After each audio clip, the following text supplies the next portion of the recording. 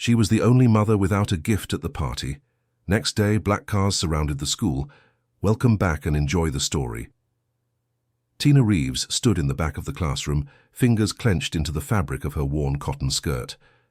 The room buzzed with laughter and excitement, decorated with colorful ribbons and shiny balloons that caught the light from the wide windows. It was Mother's Day at Westbrook Elementary in Chicago, and Mrs. Peterson's third-grade class had spent the entire week preparing special gifts. Every child proudly handed a present to their mother, boxes wrapped with bows, handmade cards, painted clay pots holding tiny plants, scented candles nestled in tissue paper. Every child, except hers. Tina watched as 8-year-old Vanessa sat quietly at her desk, hands empty, eyes darting between her classmates and their mothers. The little girl's shoulders hunched slightly beneath her faded blue dress, the one Tina had stayed up until 2 a.m., mending just 3 nights ago. Vanessa glanced at her mother just once, and tried to smile. "I'm sorry," her eyes seemed to say. "No, baby," Tina thought, her heart constricting. "Don't be. You did nothing wrong." She waved softly from her position against the wall, pretending it didn't sting, as Mrs. Peterson called out another mother's name, inviting her forward to receive an intricately decorated picture frame containing her son's beaming face surrounded by painted macaroni and glitter. But it did sting. It stung deeper than she had expected, like salt in a wound she thought had scarred over years ago. Tina clapped when the others were praised for their beauty, their involvement in the PTA, their generous donations to the school fund. She smiled and laughed at the appropriate moments when mothers shared amusing stories about their children's antics. But inside, she was breaking. Again. "I worked overtime every night this week just to afford her shoes," Tina thought, glancing down at Vanessa's clean but worn sneakers. "I skipped meals so she could have lunch money. I ironed her dress 3 times to make the fabric look newer than it is. And still I wasn't enough today. Not enough for even a paper flower." She watched as wealthy Mrs. Butterfield exclaimed over her daughter's handmade bracelet, the woman's diamond rings catching the fluorescent light as she slipped the craft project onto her wrist alongside her tennis bracelet. Mrs. Butterfield hadn't needed to take the morning off work for this. She didn't work. Her husband was some executive downtown, with an office overlooking Lake Michigan. When the party finally ended, Tina and Vanessa walked home in silence through the bustling streets of their neighborhood. The girl's small hand held tightly to her mother's calloused fingers. "I love you, Mama," Vanessa said suddenly, her voice small but determined. Tina stopped walking, knelt down on the cracked sidewalk, and pulled her daughter into a fierce hug, careful not to let her tears fall onto the child's carefully brushed hair. "That's the only gift I needed," she whispered, her voice thick with emotion. But God. She had wished for more, not for herself, but for Vanessa. She had wished to see her daughter's face light up with pride as she presented her mother with something special, something created with her own small hands. She wished Vanessa didn't have to feel different, less than, because her mother couldn't afford the craft supplies the teacher had asked parents to provide for the Mother's Day projects. As they continued their walk home to their tiny apartment, above the laundromat where Tina worked, she promised herself that somehow, someday, things would be different for them. The next day, something strange happened. 3 black luxury cars, the kind Tina only ever saw in movies or driving through the financial district, pulled up in front of Westbrook Elementary just as the final bell rang. Teachers ran to the windows. Students pressed their faces against the glass, whispering excitedly. Tina had arrived early to pick up Vanessa, as she always did during her precious 30-minute break between shifts. She stood beneath the shade of the only tree in the schoolyard, watching with the same curiosity as everyone else. A man in an impeccably tailored suit stepped out of the middle car. He was tall, broad-shouldered, with the confident posture of someone who had never worried about making rent. He spoke briefly to the security guard, who nodded repeatedly before escorting him inside. 20 minutes passed.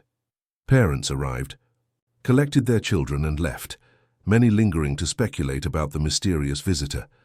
Tina checked her watch nervously. She needed to get back to work, but Vanessa hadn't come out yet.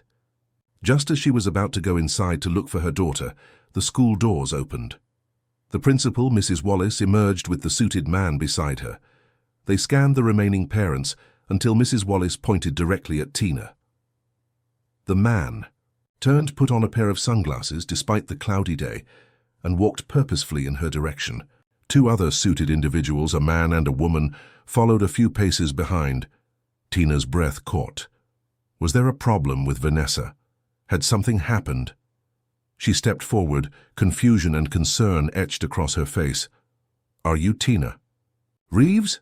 the man asked, his deep voice carrying a note of authority. "Yes," she answered, straightening her shoulders despite the anxiety blooming in her chest. "Is my daughter okay?" The man removed his sunglasses, revealing dark eyes that studied her face with an intensity that made her uncomfortable. Then slowly, his expression changed from scrutiny to something like disbelief and reverence. "Do you remember me?" he asked, his voice suddenly softer. Tina frowned, studying his face. There was something vaguely familiar about the shape of his jaw, the set of his eyes, but she couldn't place him. "I'm sorry, I don't think—" "You used to wash my clothes in your backyard when I was a child," he continued. "In Millerton. 23 years ago. I lived down the street with my grandmother after my mother left. You noticed I wore the same shirt to school 3 days in a row." Tina gasped softly, memories flooding back. The skinny boy with 2 big clothes and hungry eyes. The child who would stand at her fence watching as she did laundry for extra money. "Ulysses," she whispered, hardly believing it. "Little Uli Parker?" The man's composed facade cracked, and for a moment she saw the boy he had been. "No one's called me Uli in a very long time," he said, a small smile playing at the corner of his mouth. "It's just UP now. Ulysses Parker." Tina's knees went weak. Even she recognized that name. UP Enterprises was one of the largest tech companies in the country. Its founder's face occasionally graced the covers of business magazines she glimpsed while cleaning the doctor's waiting rooms during her weekend job. "You took in my clothes with yours," he continued. "You fed me dinner twice a week. You helped me with homework. You prayed for me when Grandma got sick." Tears welled in Tina's eyes. "You were just a child who needed help. I promised myself that if I ever made it, I'd find you," he said, his own composure wavering slightly. "Today I did." By now, a small crowd had gathered. Teachers, students, parents who hadn't yet left. Vanessa pushed through them, running to her mother's side. Ulysses turned to address the onlookers, his voice carrying across the schoolyard. "This woman is my mother," he announced. "Not by blood, but by soul." Murmurs rippled through the crowd. Mrs. Peterson stared open-mouthed from the school steps. Ulysses gestured to the woman behind him, who stepped forward holding a leather portfolio. He took it from her and turned back to Tina. "Mrs. Reeves, when I was 12, you told me something I never forgot. You said, kindness isn't what you have, it's who you are. You had almost nothing, but you shared everything." He opened the portfolio and removed a thick envelope. "Today, I want to share with you." He handed her the envelope. With trembling fingers, Tina opened it and pulled out what appeared to be a deed to a house in a nice neighborhood she recognized from bus rides across town. "That's not all," Ulysses said, nodding to his male assistant, who walked to one of the black cars and returned with a small box and another envelope. "The keys to your new home," Ulysses explained, "and to this." He pointed to one of the sleek vehicles. "And this," he handed her the second envelope, "is a scholarship fund for Vanessa, for any school she wants, all the way through college." The schoolyard had gone completely silent. Tina stared at the items in her hands, unable to comprehend the magnitude of what was happening. "Why?" she managed to ask. "Because 23 years ago you saw a hungry kid and fed him without being asked. You gave him clean clothes when his were dirty. You showed him how to solve fractions when his own family had given up. You made him believe he was worth something." Ulysses's voice finally broke, and he never forgot. The classroom that had watched her with indifference just yesterday now looked on in stunned silence. Mrs. Peterson's face had gone pale. Mrs. Butterfield stood with her mouth agape. And Tina, the invisible, giftless mother, stood tall, wrapped in the most profound gift of all, the living proof that her kindness had mattered. That she had mattered. Later that evening, As Vanessa slept soundly in her new bedroom with its bay window and built-in bookshelf, Tina sat on the porch of her new home. The spring air carried the scent of lilacs from the garden, her garden now. She thought about the journey that had brought her here, from a 16-year-old runaway with a baby to a mother who had worked 3 jobs simultaneously to keep that baby fed, to this moment of unexpected grace. Tomorrow would bring new challenges, learning to navigate a world she had only observed from the outside, figuring out how to accept such an enormous gift with dignity. But tonight, she simply sat in the porch swing, rocking gently, allowing herself to believe that sometimes, just sometimes, kindness did come back around. If you are enjoying the story, type 5 in the comments and subscribe for more videos like this. If not, type 0. It helps me create even better content for you. Continuing. The morning sun filtered through curtains far nicer than any Tina had ever owned, casting dappled light across her face. For a disorienting moment, she didn't recognize her surroundings, the spacious bedroom with its cream-colored walls, the plush carpet beneath her feet when she swung them over the side of the bed. Then yesterday's events came rushing back and she sat still, overwhelmed all over again. A soft knock at the door interrupted her thoughts. "Mama?" Vanessa's voice was tentative. "Are you awake?" "Come in, sweetheart." The door pushed open, and Vanessa bounded in, already dressed in her school uniform. The sight of her daughter's familiar face in this unfamiliar setting grounded Tina, reminding her that amid all this change, what mattered most remained constant. "Do you think it's okay if I use the big bathtub?" Vanessa asked, her eyes wide with wonder. "The one with the jets?" Tina smiled. "Of course it is. This is our home now." Our home. The words felt foreign on her tongue. After breakfast, eaten. At an actual dining table, rather than the folding card table they'd used in their apartment, Tina walked Vanessa to school. She'd called the laundromat owner last night to explain her situation, and while he'd been skeptical at first, he'd grudgingly given her the day off when she promised to find a replacement by the end of the week. As they approached Westbrook Elementary, Tina noticed the stairs. Parents who had previously looked through her as if she were invisible now watched with open curiosity. Yesterday's dramatic scene had clearly become gossip fodder overnight. "Mrs. Reeves," Mrs. Wallace called, hurrying down the front steps to meet them. The principal's smile seemed warmer than Tina remembered. "How wonderful to see you this morning. We're all still buzzing about yesterday's excitement." "It was certainly unexpected," Tina replied carefully. "Mr. Parker called me personally. This morning," Mrs. Wallace continued, lowering her voice conspiratorially. "He's made a substantial donation to our school, specifically for our arts program and family support services."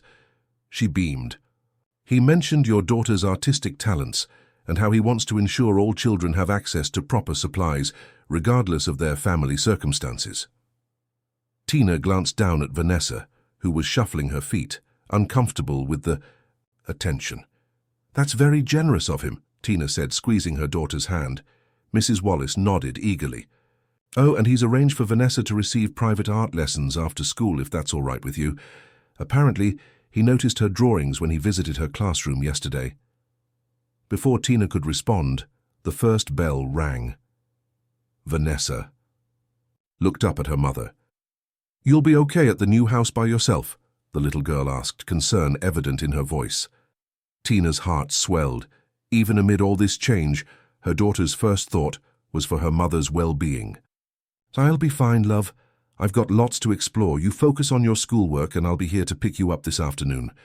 With a quick hug, Vanessa ran off to join her classmates, several of whom immediately surrounded her, no doubt peppering her with questions about the mysterious rich man who had appeared yesterday. As Tina turned to leave, she nearly collided with Mrs. Peterson. "Oh, Mrs. Reeves, I was hoping to catch you," the teacher said, her smile straining with effort. "I just wanted to say how wonderful yesterday's surprise was. Truly heartwarming." Tina regarded the woman who had overseen the Mother's Day celebration with such oblivious privilege, who had never noticed when Vanessa couldn't participate in craft projects because she couldn't afford the supplies, who had made casual comments about parents who don't get involved enough during parent-teacher conferences, knowing full well that Tina worked multiple jobs. "Yes," Tina said simply. "It was nice to be seen." She walked away before Mrs. Peterson could respond, carrying herself with a new dignity that had nothing to do with her changed circumstances and everything to do with the validation of her years of invisible sacrifice. Back at the new house, Tina stood in the spacious kitchen, running her fingers over the smooth granite countertops. The refrigerator, a massive stainless steel model with French doors, had been fully stocked with groceries. Fresh fruits and vegetables filled the produce drawers. The pantry contained pastas, rice, canned goods and snacks that Vanessa had mentioned liking, but that Tina had rarely been able to afford. Someone had clearly paid attention to the details of their lives. The sound of the doorbell startled her from her reverie. When she opened the front door, a young woman in a crisp suit stood on the porch, tablet in hand. "Mrs. Reeves? I'm Morgan Chen, Mr. Parker's personal assistant. He asked me to stop by and make sure you're settling in comfortably." Her smile was professionally pleasant. "May I come in?"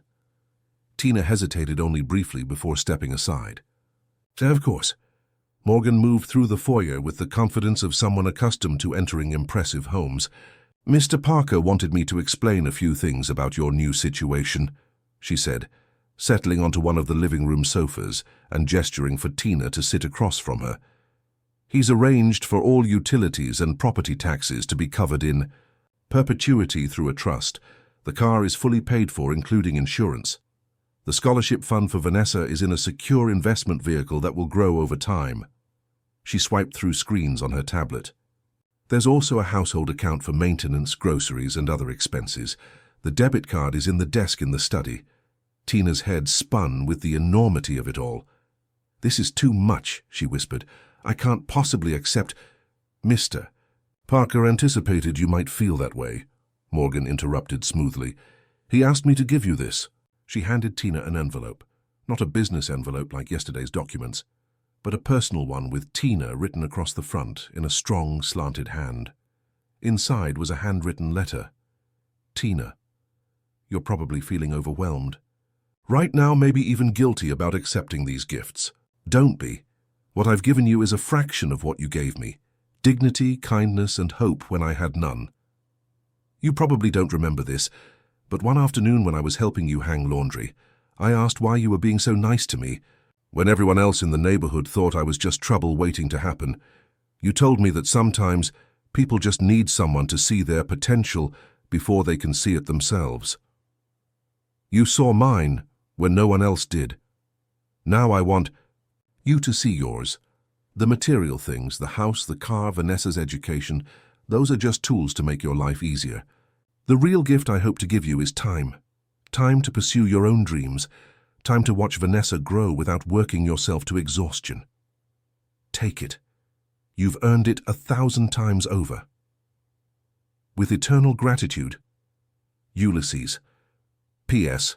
If you're still determined to work, there's a position waiting for you with the UP Foundation's Chicago office. Morgan can tell you more if you're interested. No pressure, your choice. Tina lowered the letter to her lap, tears blurring her vision. Morgan discreetly pulled a tissue from her purse and offered it. "He said you'd probably cry," she said, a hint of warmth breaking through her professional demeanor. "For what it's worth, I've worked for Mr. Parker for 6 years, and I've never seen him as determined about anything as he was about finding you." Tina dabbed at her eyes. "I just fed him some dinners and washed his clothes. It wasn't anything special." Morgan's expression softened. "With respect, Mrs. Reeves, Mr. Parker disagrees, and after what he went through to get where he is today, I've learned not to question his judgment about what matters." After Morgan left, promising to check in again in a few days, Tina wandered through the house in a daze. 3 bedrooms, 2.5 bathrooms, a finished basement with what appeared to be a small art studio, set up for Vanessa, complete with an easel, paints and canvases. In the master bedroom closet, she discovered that someone had purchased a complete wardrobe for her. Simple, elegant clothes in her size, with price tags that made her gasp. There were work outfits, casual clothes, even a few dresses for special occasions. The gesture was thoughtful but overwhelming. Tina had spent so many years focused solely on survival, on making sure Vanessa had what she needed, that she'd almost forgotten what it felt like to have choices, to consider what she might want for herself. The weight of that freedom felt almost as heavy as the burden of poverty had. By the time Tina arrived at Westbrook Elementary to pick up Vanessa that afternoon, she had made at least one decision. Whatever else happened, she would not allow these sudden changes to alter who they were at their core. The values she had instilled in her daughter, kindness, hard work, gratitude, those would remain their guiding stars, regardless of their address or bank account. As she waited outside the school building, she noticed Mrs. Butterfield approaching, designer handbag swinging from her elbow. "Tina, I've been hoping to catch you," the woman said with a warmth that had never been present in their previous brief interactions. "I'm hosting a little get-together for some of the school mothers at my home next Saturday. Nothing fancy, just brunch and mimosas. I'd love for you to join us." Before yesterday, Mrs. Butterfield had barely acknowledged Tina's existence. Now, suddenly, she was extending social invitations. Tina offered a polite smile. "Thank you for thinking of me, but Saturdays are special time for Vanessa and me. We have our traditions." It wasn't a complete lie. Saturday mornings had always been sacred. The one time Tina wasn't working, when they would make pancakes together and visit the public library. Mrs. Butterfield's smile faltered slightly. "Oh, of course. Family time is so important. Perhaps another time." As the woman walked away, Tina felt an unexpected sense of power in the refusal.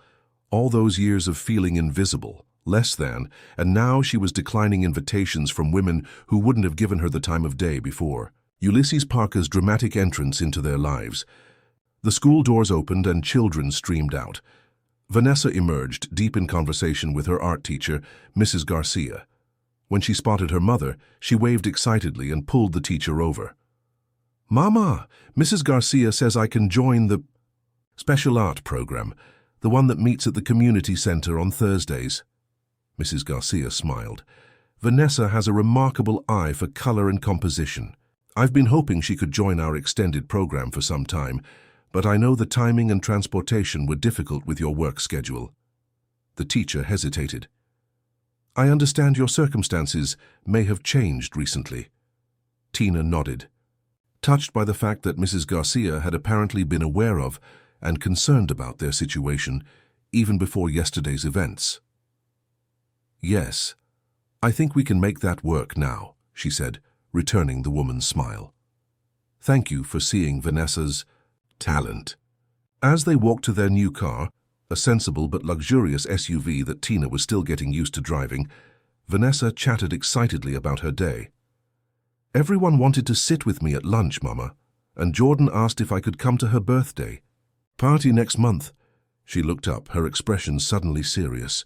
"But I told them you're still the same Mama who made me soup when I was sick and braided my hair special for picture day, even if we have a new house. I told them you were always rich in the ways that matter."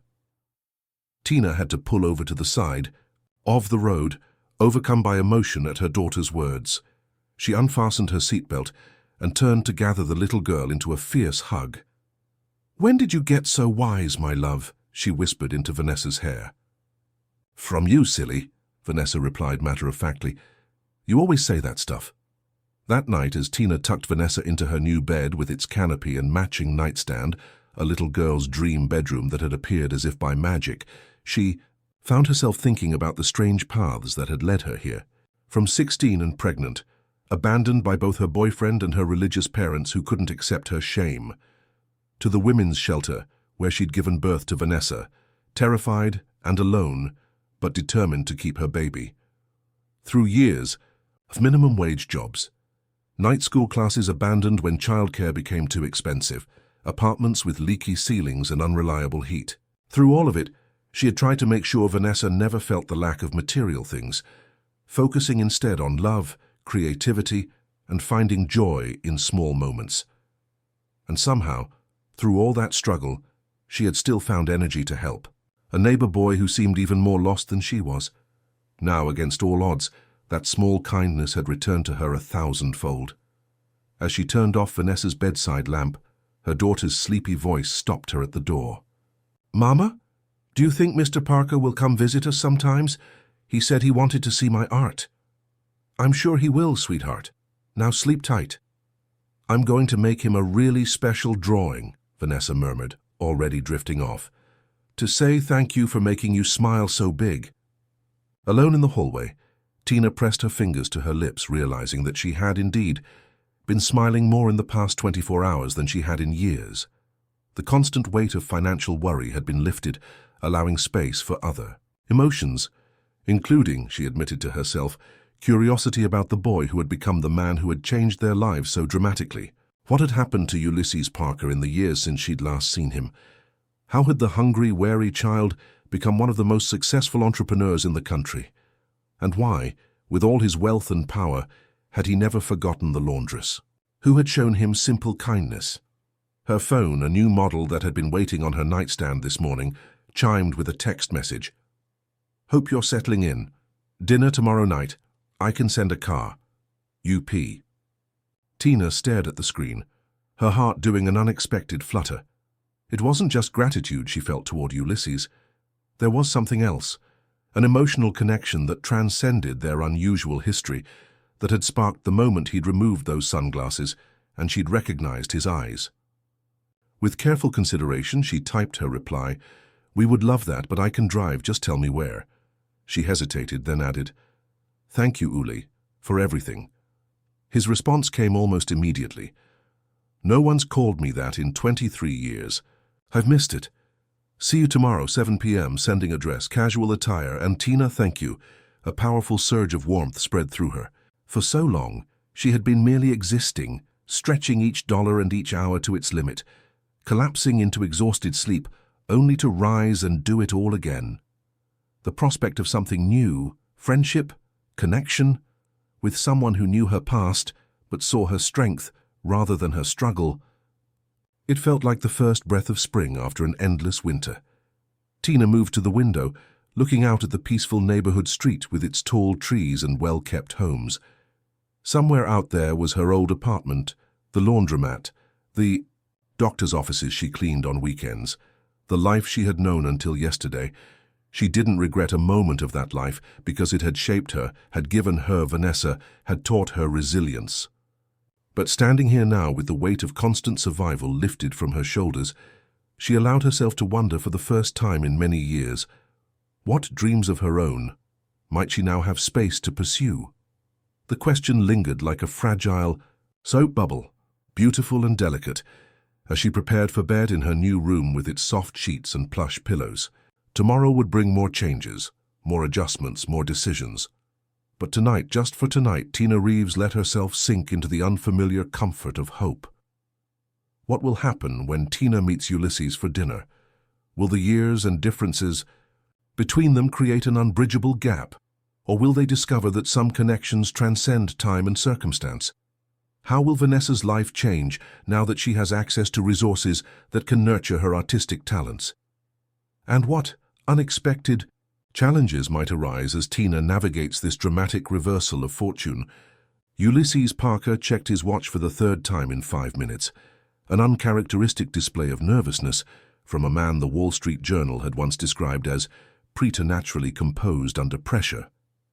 The private dining room at Aurelio's, one of Chicago's most exclusive restaurants, was prepared exactly to his specifications. Simple but elegant table settings, soft lighting, no flowers, he remembered Tina's allergies from years ago, and a menu that included elevated versions of foods he recalled her enjoying when he was a boy. He adjusted his cuffs again and wondered why he felt like the nervous 12-year-old he'd once been, rather than the confident 40-year-old CEO he'd become. Something about Tina Reeves had always made him want to stand straighter, try harder, be better. Even after 23 years, that hadn't changed. The maitre d' appeared at the door. "Mr. Parker, your guests have arrived." Ulysses took a deep breath, centering himself. Then Tina and Vanessa were there, standing in the doorway, both looking slightly overwhelmed by the restaurant's opulence. Tina wore a simple navy dress, one of the items his personal shopper had selected for her new wardrobe. Her hair, which he remembered as always being pulled back in a practical ponytail, fell in soft waves around her shoulders. She looked younger than her 39 years, though fine lines around her eyes betrayed the hardship of her life. Beside her, Vanessa clutched a large portfolio case, her expression a mixture of shyness and determination. "Tina," Ulysses said warmly, stepping forward to greet them. "Vanessa, I'm so glad you could come." "We wouldn't have missed it," Tina replied, her voice steady despite the uncertainty in her eyes. Vanessa stepped forward, thrust the portfolio toward him. "I brought my art to show you," she announced without preamble. "Mama said you wanted to see it." Ulysses' formality melted into a genuine smile. "I would love nothing more," he said, crouching down to the girl's level. "Art was my first love, you know, before computers." "Really?" Vanessa's eyes widened. "Really. I used to draw circuit diagrams and pretend they were magical cities." He gestured toward the table. "Shall we look at your work over dinner?" As they settled into their seats, an initial awkwardness hung in the air, the inevitable result of their unusual circumstances. But by the time their appetizers arrived, the conversation had begun to flow more naturally, anchored by Vanessa's enthusiastic explanations of her artwork. "This one's my school," she said, pointing to a surprisingly sophisticated watercolor of Westbrook Elementary. "And this is Mama and me at the park." Ulysses studied the paintings with genuine interest. The child had undeniable talent, an intuitive understanding of composition and color that couldn't be taught. "These are remarkable, Vanessa," he said honestly. "You have a real gift." The little girl beamed, then fixed him with a serious look. "Did you really know my mama when you were a kid?" "I did," Ulysses replied. "She was the kindest person in my whole world back then." "Mine too," Vanessa said simply. Tina cleared her throat, clearly uncomfortable with being the subject of conversation. "Vanessa, why don't you show Mr. Parker your newest drawings while I visit the ladies' room?" After she left, Vanessa leaned forward conspiratorially. "Mama cried a lot yesterday," she informed Ulysses, "but not sad crying. She said they were happy tears because someone finally saw how hard she works." Something twisted in Ulysses's chest, regret that it had taken him so long to find Tina, mixed with profound satisfaction that he finally had. "Your mother is an extraordinary woman," he told Vanessa. "I've met presidents and movie stars and billionaires, but none of them have her kind of strength." Vanessa nodded sagely. "That's 'cause she loves hard. That's what she always says. How we might not have much, but we love hard." When Tina returned, Ulysses had arranged for the chef to bring out a special dessert, homemade vanilla ice cream with warm chocolate sauce, just like the rare treat she used to make for him when he was a boy. Her eyes widened in recognition. "You remembered." "I remember everything," he said quietly. "The chocolate sauce you made from cocoa powder and the sugar packets you saved from the diner. How you let it cool just enough so it wouldn't completely melt the ice cream." Tina's expression softened. "It was just powdered hot chocolate mix and a little margarine, actually. I didn't have real cocoa. It tasted like heaven to me."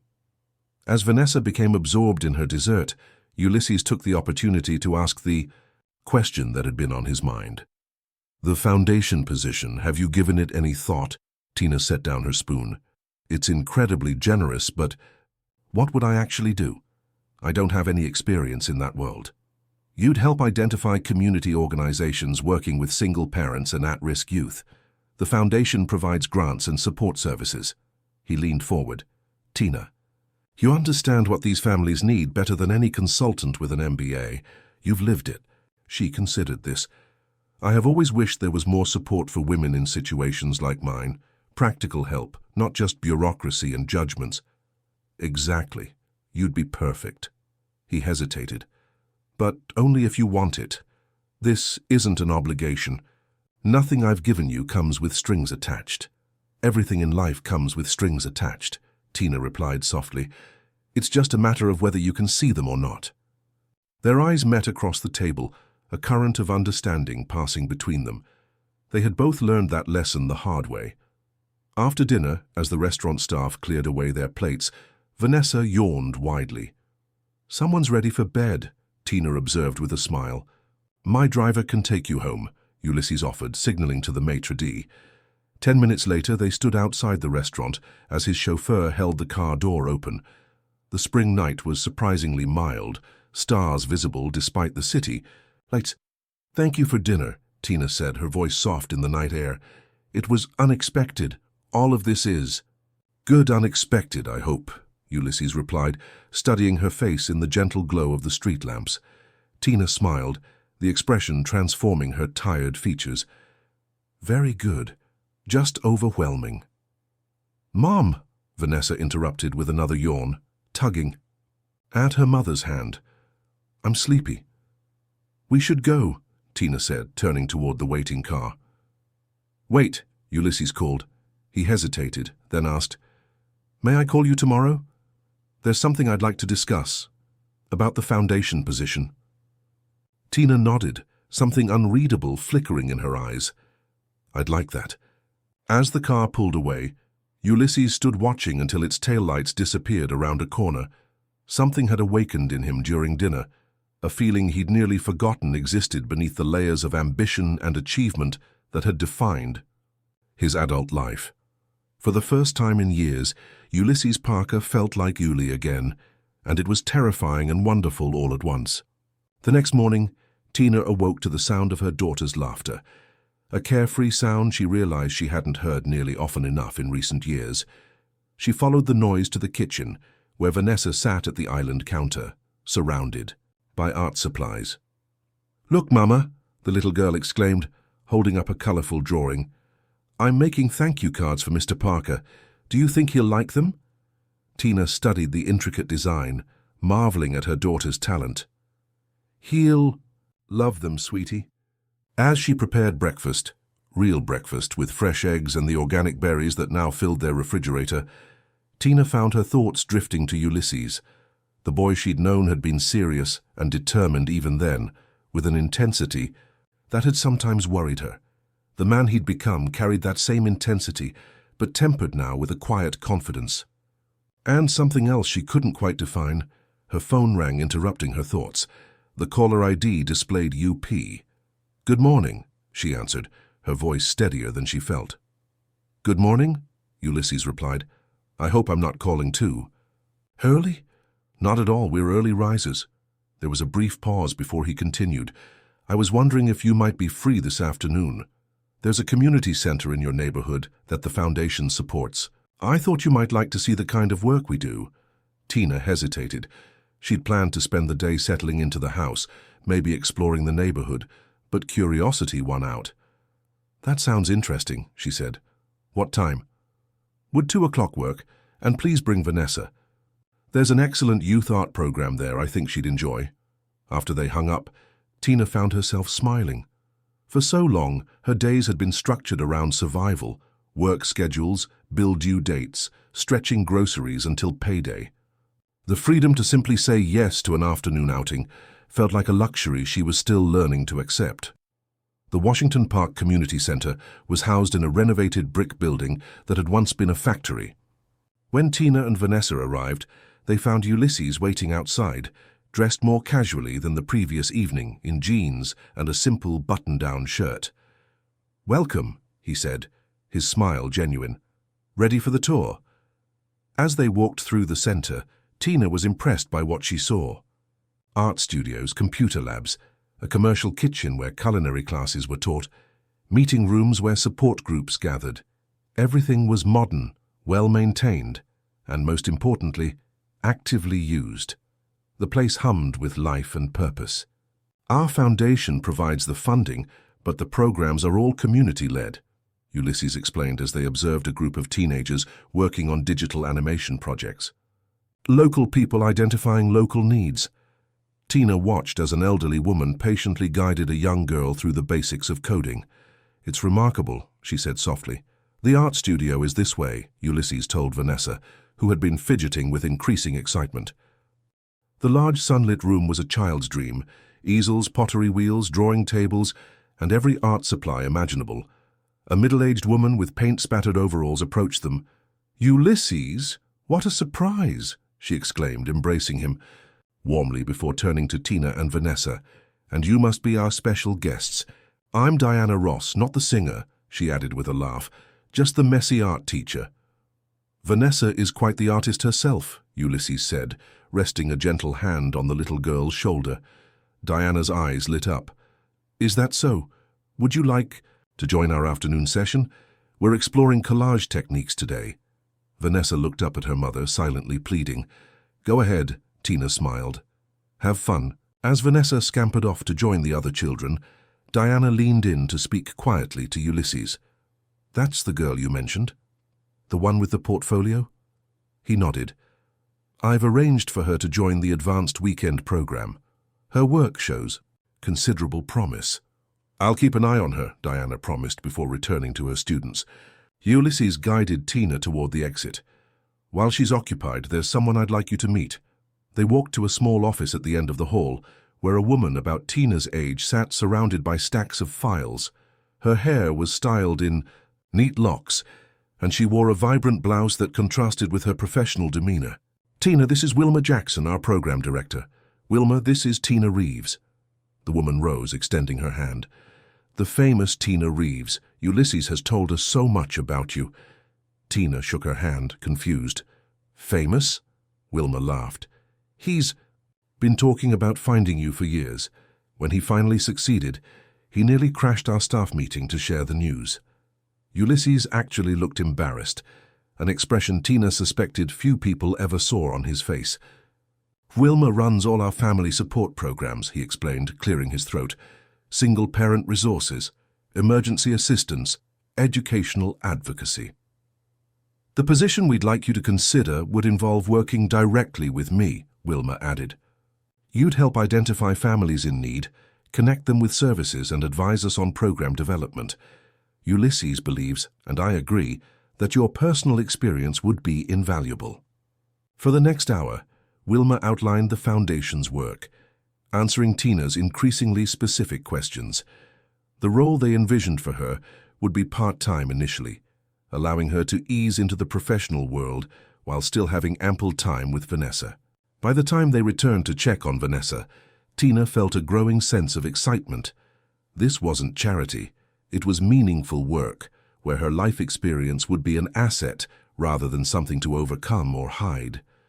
They found Vanessa proudly, displaying her collage, an intricate creation of fabric scraps, buttons, and colored paper that somehow captured the essence of their old apartment building, transformed into something beautiful. Look, Mama, Miss Diana says I can come back on Saturdays for the special class. That sounds wonderful, sweetheart, Tina replied, genuinely pleased by her daughter's enthusiasm. As they prepared to leave, Ulysses hung back slightly. So, what do you think? About the position? Tina considered her answer carefully. I think I'd like to try. I've spent so long just surviving that the idea of actually helping others in my situation, it feels right. You've always helped others, he said quietly, even when you had nothing to spare. Their eyes met, and for a moment the years between them seemed to collapse. The boy who had needed her kindness, and the woman who had offered it without hesitation, connected across time by a simple act of humanity that had changed both their lives. Monday morning? Wilma called, breaking the moment. 9 o'clock? Tina nodded. I'll be here. As they walked to the car, Vanessa skipping ahead with her art supplies, Ulysses cleared his throat. There's one more thing I'd like to discuss, he said, but perhaps over dinner again Saturday night. Tina glanced at him, surprised to see uncertainty in his expression. Just us? If that's all right. She considered his request. There was no denying the connection between them. It transcended gratitude or their shared past, but it was complicated by their new power dynamic, by 23 years of separate lives. I'd like that, she said finally. But this time I choose the restaurant. His eyebrows rose in surprise. Deal. That night, after tucking Vanessa into bed, Tina sat on her new porch swing, watching the quiet street. In less than a week, her life had transformed completely, from the invisible mother at the back of the classroom to a woman with a home, prospects, and the beginning of something that might be friendship, or perhaps something more, with one of the most successful men in the country. It felt like a dream, but the solid wood of the porch beneath her feet and the gentle creaking of the swing chain reminded her that this was real. All of it. Her phone chimed with a text. "Thank you for today. For giving the foundation a chance. For everything.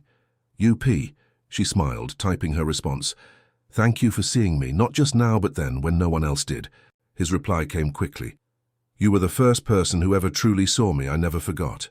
The words warmed something in Tina that had been cold for a very long time. The next morning, Tina woke with a sense of purpose she hadn't felt in years. The weekend stretched before her. 2 full days without the pressure of multiple jobs or financial worry. Time to simply be with her daughter, to explore their new home, to think about the future. After breakfast, they decided to explore the neighborhood, walking the tree-lined streets hand in hand. The houses were well maintained, with tidy gardens, and the occasional child's bicycle left on a front lawn.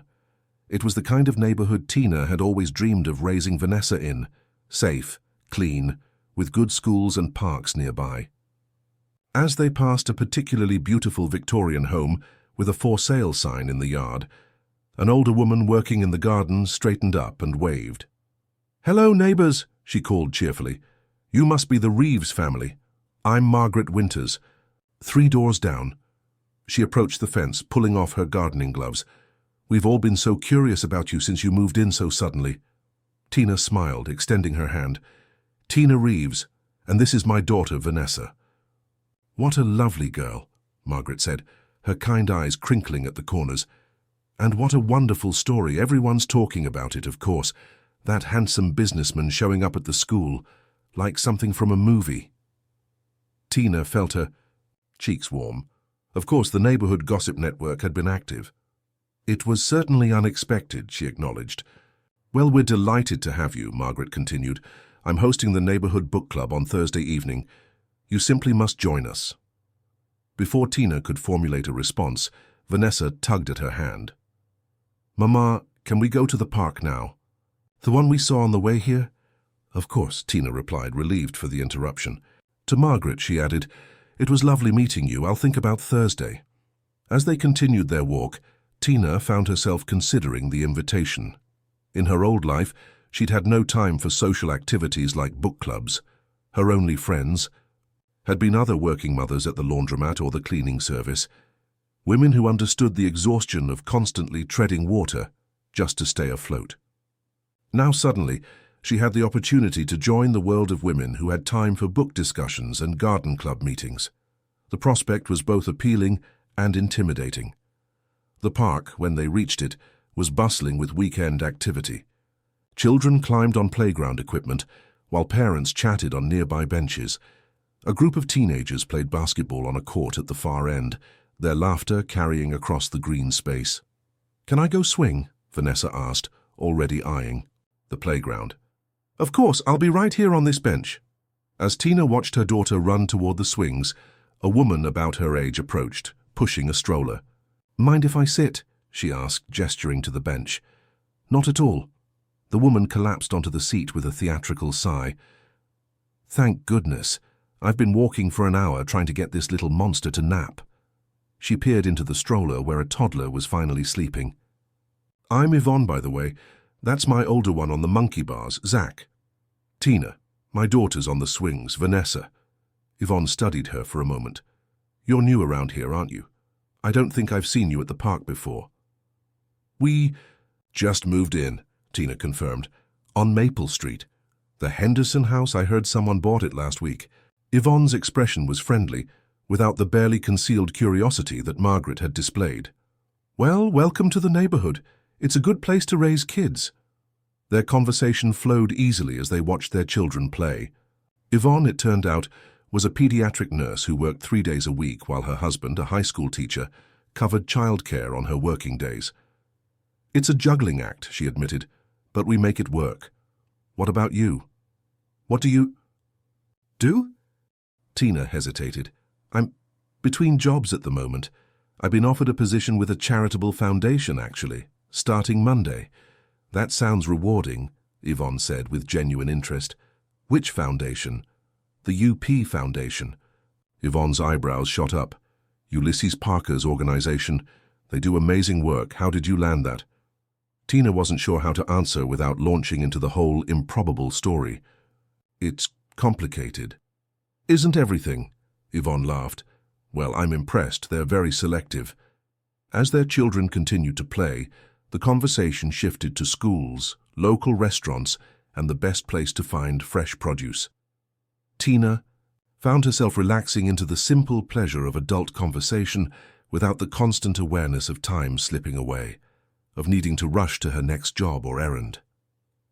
When it was finally time to leave, Yvonne pulled out her phone. Give me your number. A bunch of park moms get together for coffee some Saturdays. Nothing fancy, just adult conversation and caffeine. Tina provided her new number, surprised by how much she hoped Yvonne would actually call. Thanks for the company, Yvonne said, carefully maneuvering her still sleeping toddler. Moving to a new place can be lonely. Don't be a stranger.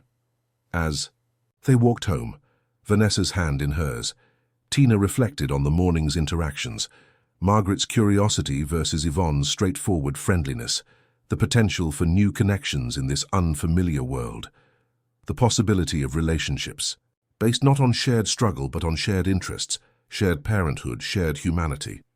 I like it here, Vanessa declared suddenly. Can we go to the park again tomorrow? Of course we can, Tina replied, squeezing her daughter's hand. We can do whatever we want tomorrow. The words struck her with their simple truth.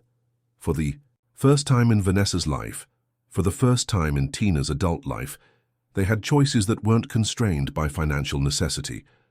The freedom was dizzying. Back at the house, they spent the afternoon exploring their new home more thoroughly. Vanessa discovered a window seat in the upstairs hallway, perfect for reading. Tina found a small garden shed in the backyard, filled with well-maintained tools and a potting bench. I've always wanted to grow vegetables, she mused aloud, running her fingers over the smooth wood of the bench. Maybe tomatoes and herbs to start. Can I have my own plant? Vanessa asked, appearing in the doorway. Absolutely. What would you like to grow?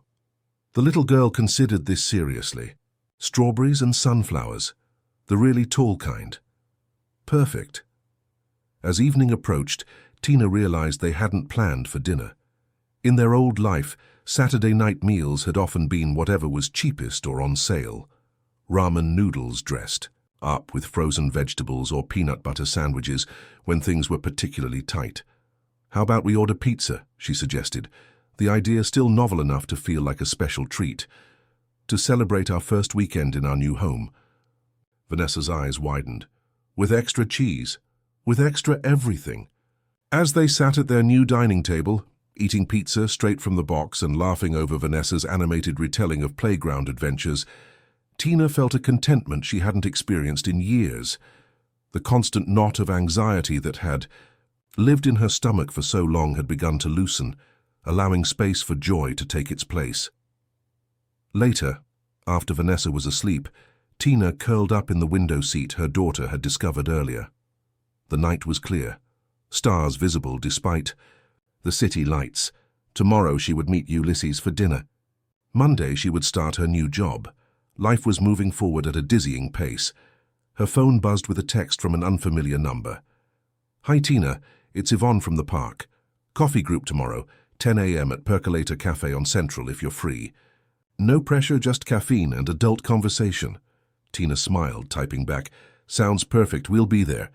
She set the phone aside and gazed out at the night sky, allowing herself a moment of pure gratitude for the roof over their heads, for Vanessa's chance at a fuller life, for the unexpected twists of fate that had led them here, and for Ulysses, Parker, the boy she had fed spaghetti and helped with homework, who had grown into a man who remembered kindness and returned it 1,000-fold. Saturday morning dawned bright and clear. Tina woke early, her body still programmed to rise before dawn despite having no work to rush to. She allowed herself the luxury of lying in bed for a few moments, listening to the birds outside her window and savoring the soft comfort of her new mattress. By the time Vanessa padded into her room, hair tousled from sleep, Tina had showered and dressed in a simple outfit from her new wardrobe, jeans that actually fit properly, and a soft blue sweater that brought out the color of her eyes. Can we have pancakes? Vanessa asked hopefully, climbing onto the bed. Absolutely, Tina replied, pulling her daughter into a hug. And then we're meeting a friend for coffee. A new friend? Yes, a very new friend. The Percolator Cafe was a charming neighborhood spot with mismatched furniture and local art on the walls. When Tina and Vanessa arrived, Yvonne was already there, waving from a corner table where several other women sat. "You came," Yvonne exclaimed. "Everyone, this is Tina and her daughter Vanessa. They just moved to the neighborhood." The introductions went around the table. Zoe, a freelance graphic designer with twin boys. Amanda, an accountant and single mother to a teenage daughter, and Brianna, who taught music at the local high school and had a son Vanessa's age. "And that's Xavier over there," Brianna said, pointing to a boy about Vanessa's age who was reading a book in a beanbag chair in the kids' corner. "Xavi, come say hello." The boy approached shyly, his glasses slightly too big for his face. "Hi," he mumbled, looking at his feet. "Xavier is in the 3rd grade at Westbrook Elementary," Brianna told Tina. "Same as Vanessa, right?" Tina nodded, surprised by the coincidence. "Yes, Mrs. Peterson's class." Xavier looked up at Vanessa with sudden interest. "You're the girl who makes the really good drawings," he said. "I sit behind you." Vanessa blinked, clearly not having recognized him. "Ha, seat. Oh, you're the one who always has the cool science books. Do you want to see the one I'm reading now? It's about space anomalies." Vanessa glanced at her mother. At Tina's nod, she followed Xavier back to the beanbag chairs. "Well, that was painless," Brianna laughed. "Usually it takes longer to break the ice." As the adults settled into conversation, Tina found herself relaxing into the group's easy dynamic. These women were different from her previous social circle, more educated, more financially secure, but they were also just mothers navigating the complexities of raising children while maintaining their own identities. "So, Tina," Amanda said. During a lull in the conversation, "Yvonne mentioned you're starting a job with the UP Foundation. That's impressive." Tina hesitated, unsure how much to share. "It's a new position, working with their family support programs." "Social work. Background?" Zoe asked.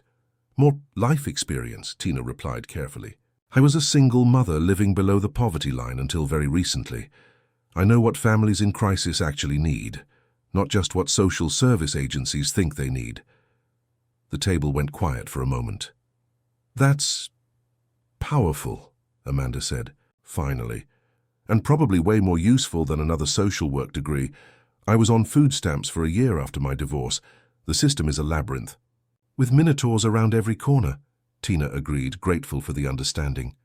"How did you connect with the foundation?" Brianna asked, genuinely curious. Tina took a deep breath. Sooner or later, the story would come out. Better to control. The narrative herself. "It's actually a strange coincidence.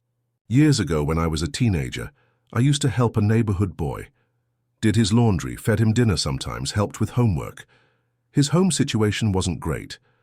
She sipped her coffee. "That boy grew up to be Ulysses Parker."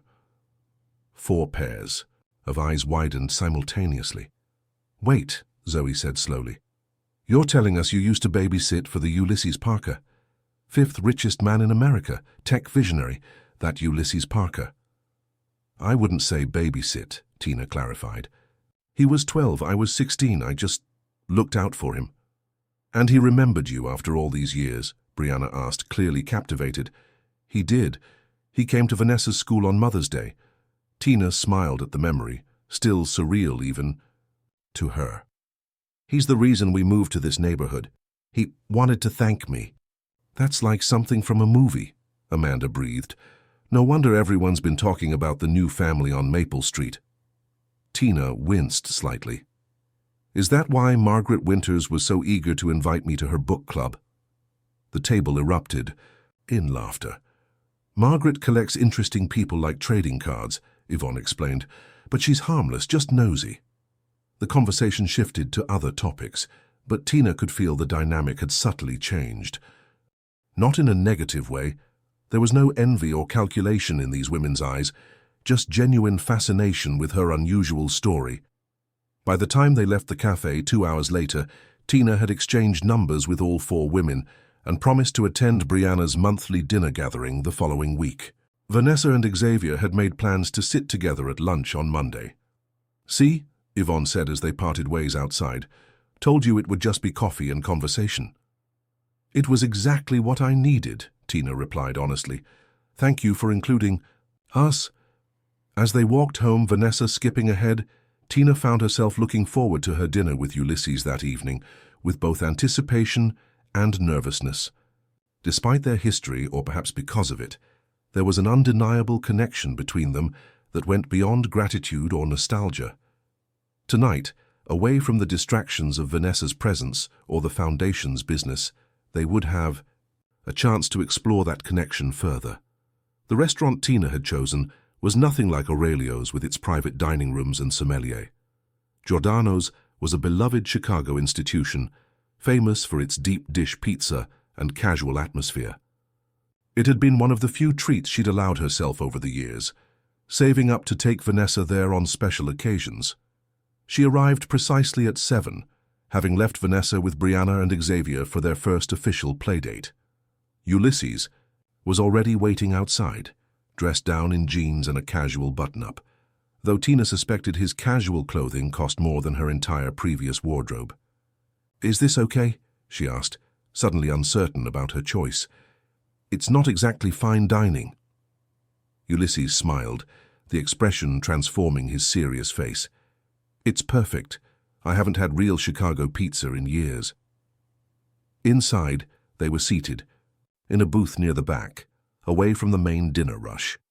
Ulysses studied the menu with the same intensity he might apply to a business contract. "What do you recommend?" he asked, looking up. "The classic deep dish with extra cheese," Tina replied, without hesitation, "and a side of garlic bread." "Sold." After they ordered, a moment of awkward silence fell between them. Away from the context of the Foundation or Vanessa's presence, they were simply 2 adults who shared a complicated history, trying to navigate a present neither had anticipated. "So," Ulysses began, "how are you settling in? To the house, I mean." "It's—" Tina searched for the right word. "Surreal, beautiful, overwhelming sometimes." He nodded, understanding. "And Vanessa, is she adjusting?" "Children are resilient. She's already made a friend at school, a boy she apparently sits near but never really noticed before." Tina smiled. "His mother is part of a coffee group I joined today." "You're making connections, that's good." Another silence fell, more comfortable this time. Tina studied him across the table, the boy she had known visible in the set of his jaw, the intensity of his gaze, but matured into this formidable man whose name appeared in business journals and on charity foundation letterheads.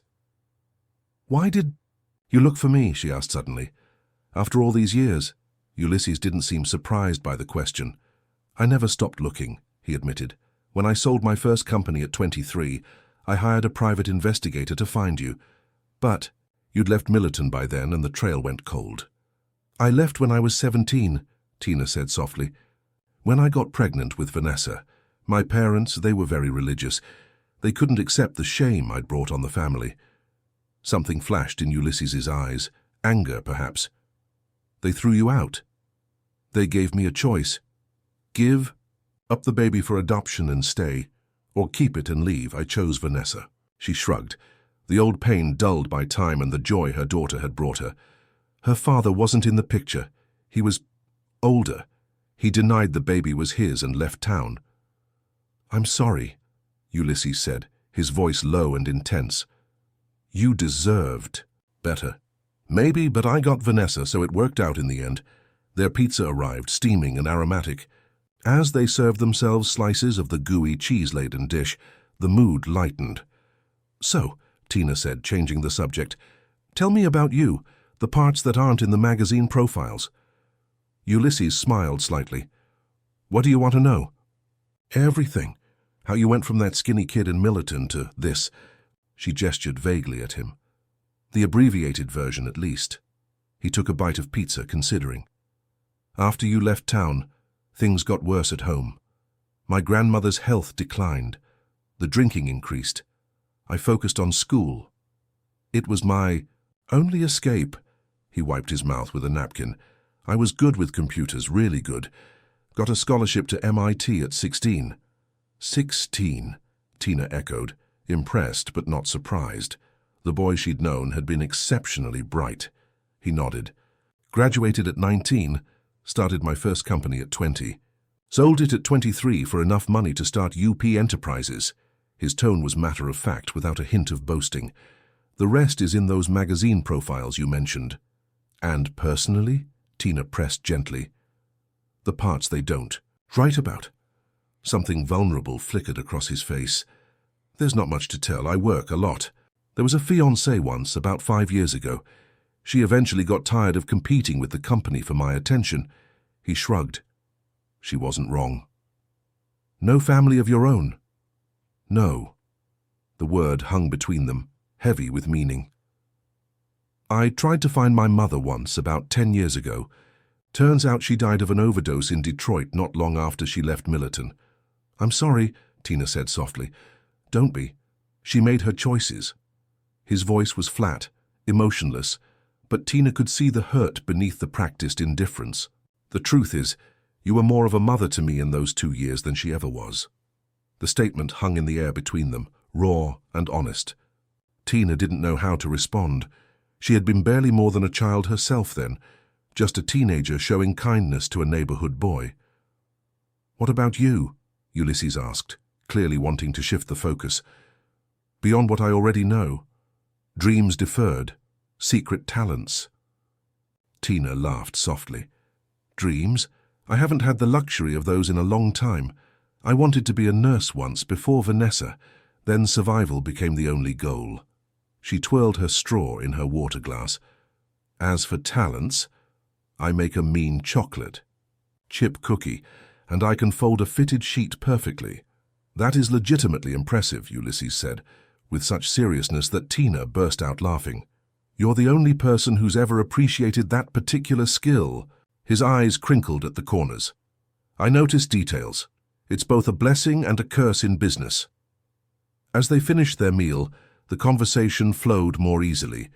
They discovered shared tastes in music, debated the merits of science fiction versus fantasy.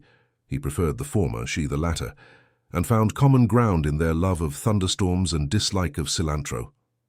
By the time they'd finished their dessert, tiramisu for her, cannoli for him, Tina felt as if she were getting to know him all over again. Not as the hungry boy who had needed her help, nor as the wealthy benefactor who had changed her fortune, but simply as Ulysses, complex, brilliant, and surprisingly vulnerable despite his success. I should get home to Vanessa, she said reluctantly as they stepped outside the restaurant. The spring night had turned cool, and she wrapped her light jacket more tightly around herself. Of course, Ulysses agreed, though she thought she detected a hint of disappointment in his voice. Can I drive you? I drove myself, she reminded him, gesturing to her new SUV parked down the block. Right. He seemed uncharacteristically hesitant. Tina, there's something I wanted to ask you. Yes? The foundation is hosting a gala next month, a fundraiser for our education initiatives. Would you consider attending? With me? The question came out stiffly, as if he were unused to making such requests. Tina blinked, surprised. As your date? As my guest or colleague? He paused, then added more quietly, or date, if you'd prefer. The uncertainty in his voice, from a man who commanded boardrooms and managed billions, touched something in Tina. Behind the power and success, there was still that boy who had never quite believed he deserved kindness. I'd be honored, she said simply. As your date. The smile that spread across his face was worth any awkwardness the evening might bring.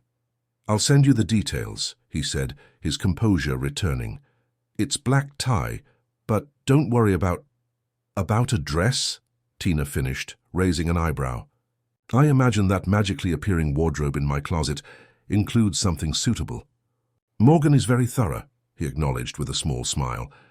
As they said goodnight, Ulysses hesitated, then leaned in to kiss her cheek lightly. "Thank you for tonight," he murmured. "For choosing the restaurant.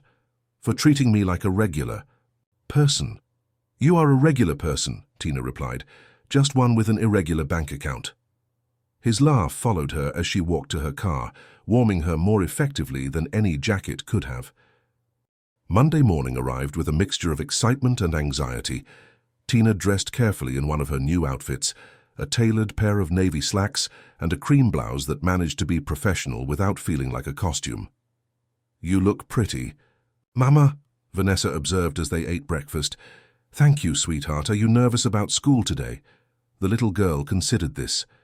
"A little. Everyone's going to ask questions about our new house and Mr. Parker."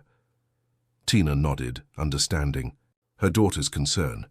"Just remember, you don't have to answer anything that makes you uncomfortable. And true friends will like you for who you are, not where you live or who you know." "That's what you always say," Vanessa replied, rolling her eyes but smiling. After dropping Vanessa at school, where Xavier was waiting for her on the front steps, Tina drove to the Washington Park Community Center, her stomach fluttering with a mixture of excitement and apprehension. This would be her first day in a professional environment, since the brief stint she'd had as a receptionist before Vanessa was born. Wilma greeted her warmly, showing her to a small but bright office that would be hers 3 days a week. "Nothing fancy, but it's all yours," she said, handing Tina a tablet and a stack of orientation materials. "We'll start with some basics. Today, getting you familiar with our programs, introducing you to the team, that sort of thing." The morning passed in a whirlwind of information, databases of client services, community organizations they partnered with, the structure of the Foundation's various initiatives. By lunchtime, Tina's head was spinning, but in a good way. This wasn't just charity work, it was sophisticated, thoughtful programming designed to create sustainable change. "How are you holding up?" Wilma asked as they shared sandwiches in the break room.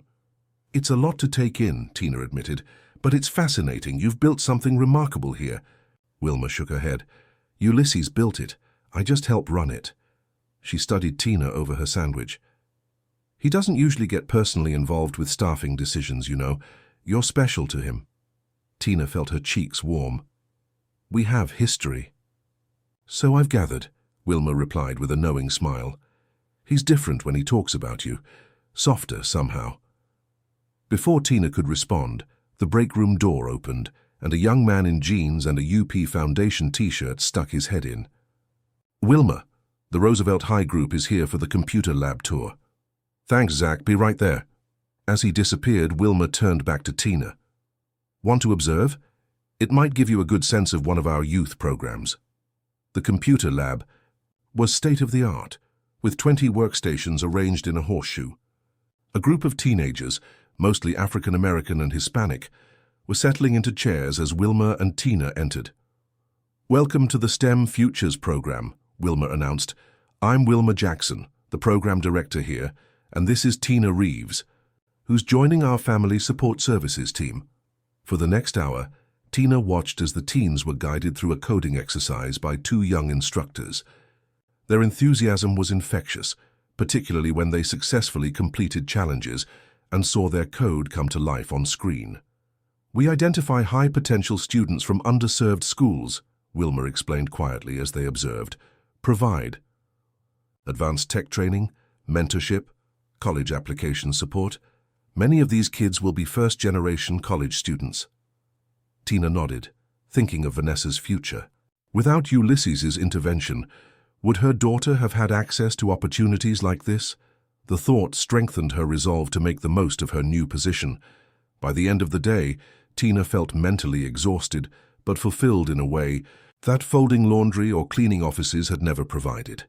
She had a purpose here beyond mere survival, a chance to help families like hers had been. When she picked up Vanessa from school, the little girl burst through the doors with unusual excitement. "Mama! Mrs. Peterson chose my drawing for the art show, and Xavier asked if I could come over to his house this weekend to see his telescope." "That's wonderful, sweetheart," Tina replied, her heart swelling at her daughter's happiness. "Tell me all about your day." As they drove home, Vanessa chatted about her new seat assignment next to Xavier, about being asked to help decorate the classroom bulletin board, about Mrs. Peterson asking her to bring in more of her artwork. She never noticed my drawings before, Vanessa observed with the uncomplicated honesty of childhood. Now she says I'm talented. Tina felt a twinge of sadness mixed with resignation. The world did treat you differently when circumstances changed, a reality she'd always known but was now experiencing from the other side. At home, as Vanessa settled at the dining table with her homework, Tina's phone chimed with a text from Ulysses. "How was the first day?" She smiled, typing back. "Overwhelming but amazing, so much to learn." His response came quickly. "I knew you'd be perfect for it. Dinner this week?" Tina hesitated, then replied, "How about Friday? My place this time. Nothing fancy." "Perfect. 7 p.m. See you then." As she set the phone down, Tina caught Vanessa watching her with a knowing smile. "Was that Mr. Parker?" the little girl asked innocently. "Yes," Tina admitted. "He's coming for dinner on Friday." Vanessa nodded sagely. "He likes you, not just because you helped him when he was a kid. He gets all smiley when he looks at you." "Does he now?" Tina asked, amused by her daughter's perception. "Yep, like how Xavier's dad looks at his mom when she's not watching." Vanessa returned to her math worksheet, as if she hadn't just made an observation that sent Tina's heart fluttering. The week settled into a new rhythm. Tina at the foundation on Mondays, Wednesdays, and Fridays. Vanessa thriving at school with her new friend and newfound confidence. Evenings spent together exploring their neighborhood or simply enjoying the luxury of their new home. By Friday, Tina had begun to feel more at ease in her role at the foundation. She'd spent the day meeting with community partners, offering insights about the practical challenges facing single-parent families that had clearly impressed the more academically trained staff.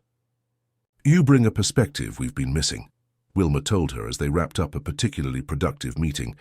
"Lived experience counts for more than any number of sociology degrees." The compliment stayed with Tina as she prepared dinner. That evening, nothing elaborate, just a hearty lasagna salad and garlic bread. She'd debated asking Morgan to recommend a caterer, but had ultimately decided against it. If Ulysses was coming to her home, he would get her cooking, not some chef's interpretation of home cooking. Vanessa had been allowed to stay up later than usual for the occasion, though she'd been warned to give the adults some time to talk. She was currently arranging her artwork on the dining room table, determined to show Ulysses her latest creations.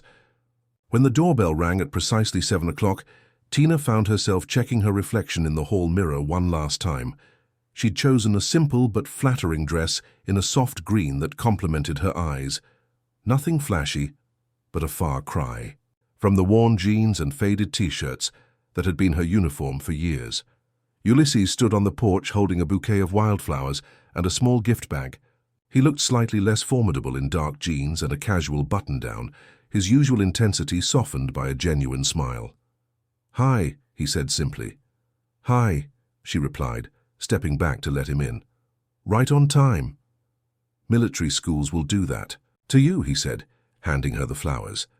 "These reminded me of the ones that used to grow along the fence in your yard in Millerton." The thoughtfulness of the gesture touched her. He hadn't brought expensive roses or exotic orchids, but wildflowers that connected to their shared past. "They're perfect," she said softly. "Come in. Vanessa's excited to see you." The little girl was waiting in the living room, practically bouncing with anticipation. "Mr. Parker, I made new art to show you." "I can't wait to see it," he replied seriously. "But first, I brought you something." He handed her the gift bag. "For your art supplies." Vanessa opened it eagerly, pulling out a set of professional-grade colored pencils in a wooden case. Her eyes widened. "These are the fancy ones, the ones in the special art shop window." "Every artist needs proper tools," Ulysses said. "Do you like them?" "They're amazing." Vanessa threw her arms around his waist in an impulsive hug that clearly caught him by surprise. After a moment's hesitation, he patted her back awkwardly. "You're welcome," he said, his voice gentler than Tina had ever heard it.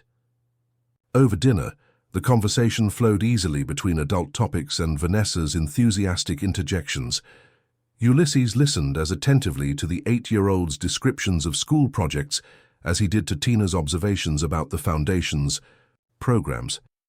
"So," he said during a lull, "how does it feel? The job, the house, all of it, 1 week in?" Tina considered her answer carefully. "Honestly, like I'm living someone else's life sometimes, but in a good way." She glanced at Vanessa, who was happily occupied with her new colored pencils at the other end of the table. "I keep waiting for the catch, for the other shoe to drop." "There is no catch," Ulysses said quietly. "No strings attached." "That's not how the world usually works," Tina replied. "In my experience, anyway." He held her gaze. "I'm not the world."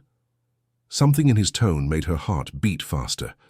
Before she could respond, Vanessa piped up, "Mama, can I show Mr. Parker my new art studio in the basement?" "Sure, sweetheart, but just for a few minutes, then it's bedtime." As Vanessa led Ulysses downstairs, chattering all the way, Tina used the moment alone to collect herself. There was an undeniable attraction building between them, had been from the moment he'd removed those sunglasses at the school. But it was complicated by their history, by the massive power imbalance his wealth created, by the fact that he had fundamentally altered her and Vanessa's lives. How could she be sure her feelings weren't just gratitude? How could he be sure his weren't simply nostalgia or idealization? When they returned from the basement tour, Vanessa was stifling yawns despite her excitement. Tina sent her off to get ready for bed, promising that Ulysses would say goodnight before he left. "She's extraordinary," Ulysses said once they were alone. "Her talent is genuine." "She is," Tina agreed, "though I'm biased." "The Foundation has connections with several arts-focused private schools," he began. Tina held up a hand. "Ulysses, I appreciate the thought, but let's take things one step at a time. Vanessa needs stability right now, not more change." He nodded, accepting her boundary. "Of course, you know what's best for her." They moved to the living room where Tina had set coffee and a simple dessert, homemade apple crisp with vanilla ice cream. As they settled onto the sofa, a comfortable silence fell between them. "Thank you for tonight," Ulysses said finally, "for cooking, for inviting me into your home." "Thank you for the wildflowers," she replied, "and for remembering." He turned slightly to face her. "Tina, there's something I need to say." His expression was serious, intent. "What I've done, the house, the scholarship, the job, it was never about creating an obligation. I need you to know that." "Then what was it about?" she asked softly. "Justice. Balance." He paused, searching for words. "When I was that skinny kid in Millerton, you were the only person who ever looked at me and saw something worth caring about. Not a problem to solve or a burden to bear, but a human being with potential." His voice roughened. "Do you have any idea what that meant to me?" Tina felt tears prickling at the corners of her eyes. "I just did what anyone would have done." "But that's just it. No one else did, only you." He took a breath. "After I found success, I kept thinking I'd feel complete, that the achievements and the money would fill whatever was missing. But there was always this hole, this sense that I hadn't properly acknowledged the one person who made it all possible." "I didn't make your success possible," Tina protested. "Your intelligence, your drive, that was all you." "But would I have had the confidence to pursue it without those moments at your kitchen table? Without someone believing I could be more than my circumstances?" He shook his head. "I don't think so." Tina didn't know how to respond. The weight of his words, the idea that her small kindnesses had somehow been a pivotal force in his life, was overwhelming. "The point is," he continued, "I didn't do any of this to make you feel indebted to me. If anything, I'm the one who remains in your debt." He met her eyes directly. "And whatever happens between us moving forward, friendship, more than friendship, nothing at all, that won't change. The house is yours. Vanessa's education is secure. Your position at the Foundation is based on merit alone." The sincerity in his voice was unmistakable. Tina found herself believing him, not just because she wanted to, but because the boy she had known had always had an uncompromising sense of justice, even when the world had shown him little of it. "Thank you for saying that," she said quietly. "It helps." "Good." He hesitated, then added more softly, "Because I find myself hoping for more than friendship, and I needed you to know it's not tied to any of the rest." The directness of his statement took her breath away. "Ulysses, You don't need to answer now," he said quickly. "Or ever, if you don't want to. I just wanted to be honest about where I stand." Before Tina could formulate a response, Vanessa's voice called from upstairs, "Mama, I'm ready for bed." Ulysses smiled slightly. "Perfect timing." "She has a gift for it," Tina agreed, rising from the sofa. "Would you like to come up and say goodnight?" He followed her upstairs to Vanessa's room, where the little girl was nestled among her pillows, hair damp from her bath, wearing pajamas patterned with stars. "Good night, Mr. Parker," she said sleepily. "Thank you for my special pencils." "You're very welcome, Vanessa," he replied, his usual formality softening. "Keep creating beautiful things." "I will." She yawned hugely. "Are you going to come visit us again?" Ulysses glanced at Tina, a question in his eyes. At her slight nod, he smiled. "Yes, I think I will." "Good," Vanessa murmured, her eyes already closing. "Mama smiles more when you're here." Tina felt her, cheeks warm as she bent to kiss her daughter's forehead. "Sweet dreams, my love." Back downstairs, the moment stretched between them, Vanessa's innocent observation hanging in the air. "I should go," Ulysses said finally. "It's getting late." Tina walked him to the door, suddenly reluctant to see the evening end, despite the emotional complexity it had stirred up. "The gala next month," he said as he stepped onto the porch. Would you still like to attend, with me?" "Yes," Tina replied without hesitation. "I would." He nodded, his eyes never leaving hers. "Good, that's good."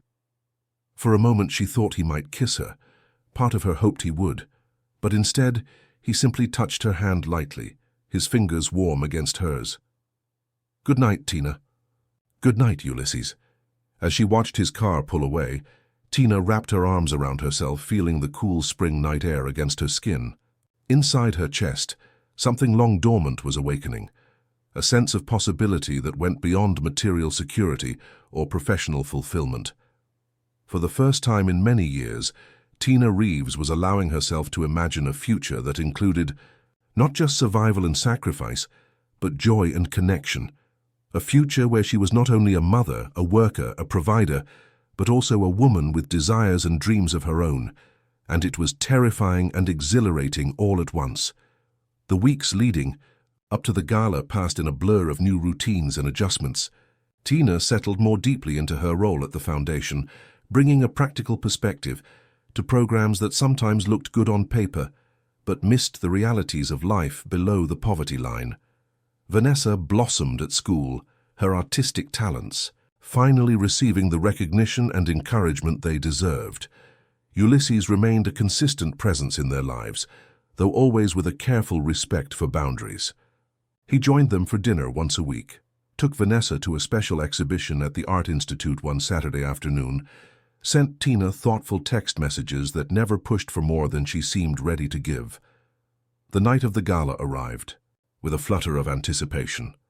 The event was being held at the Chicago Symphony Center, transformed for the evening into a glittering venue for the city's wealthiest philanthropists. Morgan had arranged for a stylist to help Tina prepare, a surreal experience that involved having her hair and makeup professionally done in her own home. The dress that had been selected was a deep midnight blue that complemented her coloring perfectly without being flashy or revealing. "You look like a princess," Vanessa exclaimed when Tina emerged from her bedroom fully dressed. "I feel like one," Tina admitted, twirling for her daughter's approval. "Are you sure you'll be okay with Mrs. Garcia tonight?" "Yes, she's going to teach me about watercolor techniques." The art teacher had eagerly agreed to watch Vanessa for the evening, bringing over special materials for a private lesson. When Ulysses arrived to pick her up, his reaction to her appearance was subtle but unmistakable, a momentary widening of the eyes, a catch in his breath that sent a warm flutter through Tina's stomach. "You look beautiful," he said simply. "Thank you." She took in his impeccable tuxedo, the quiet authority he radiated even in formal wear.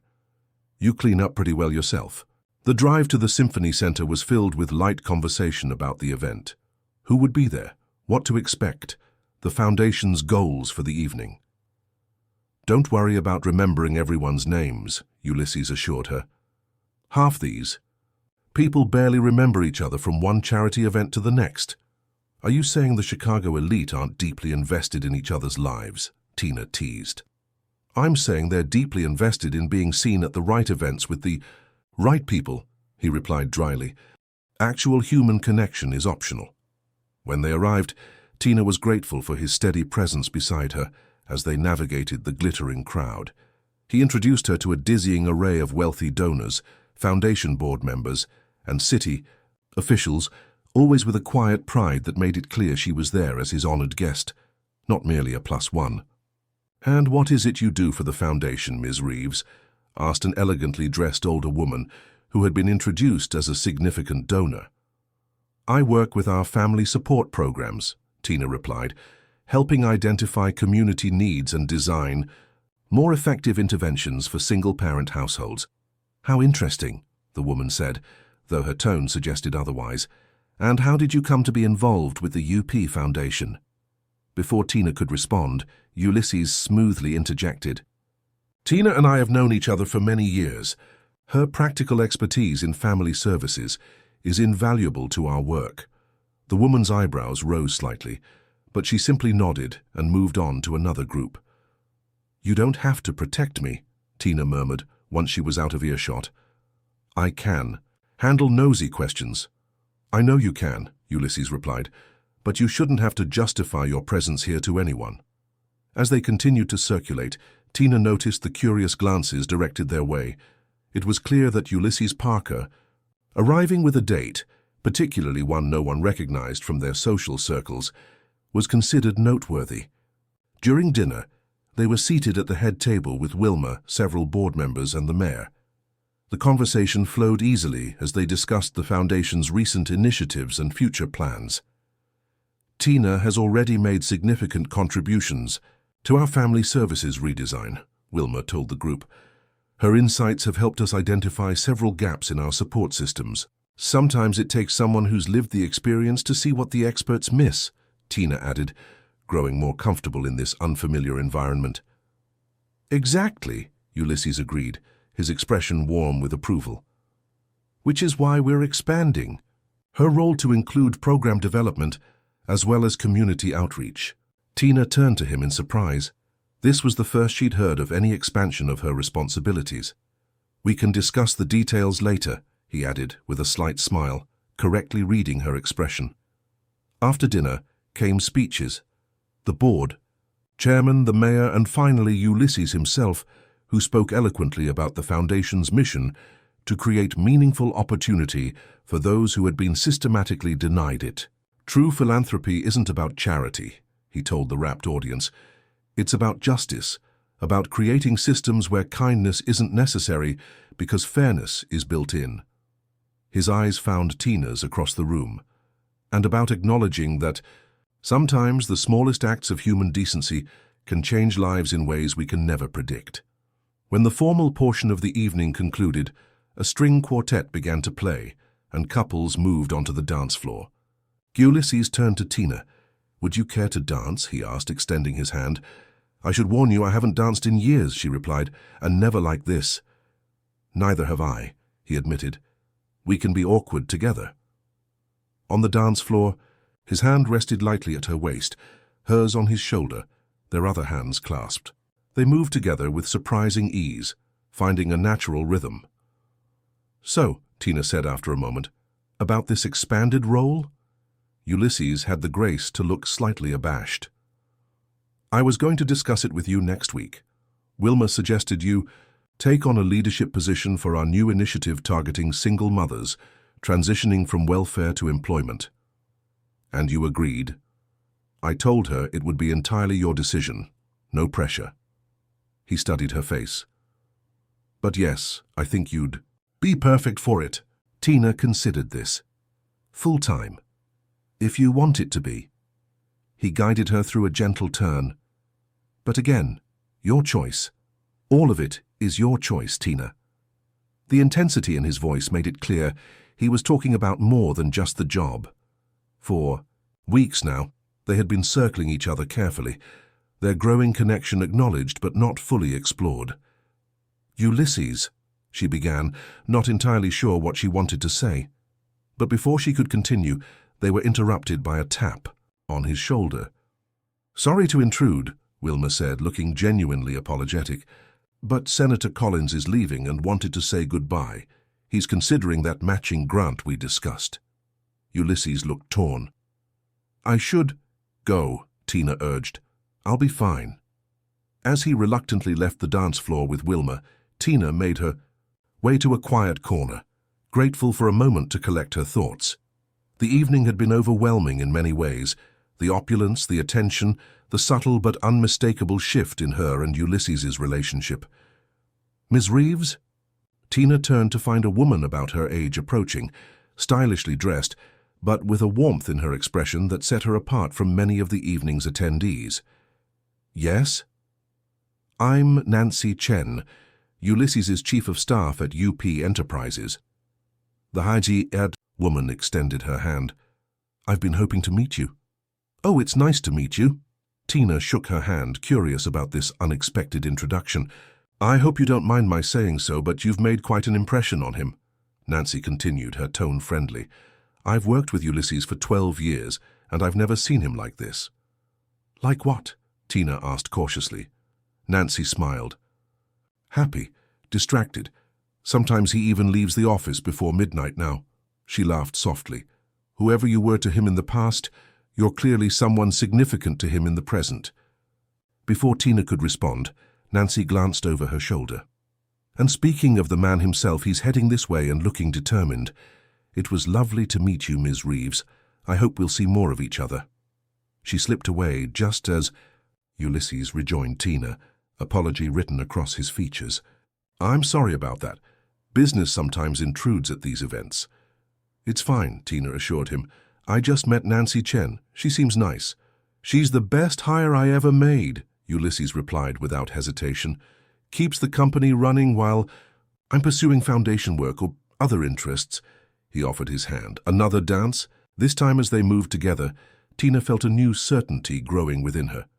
The past weeks had given her time to examine her feelings, to separate gratitude from genuine connection, to see Ulysses not just as her benefactor, but as a man with his own complexities and vulnerabilities.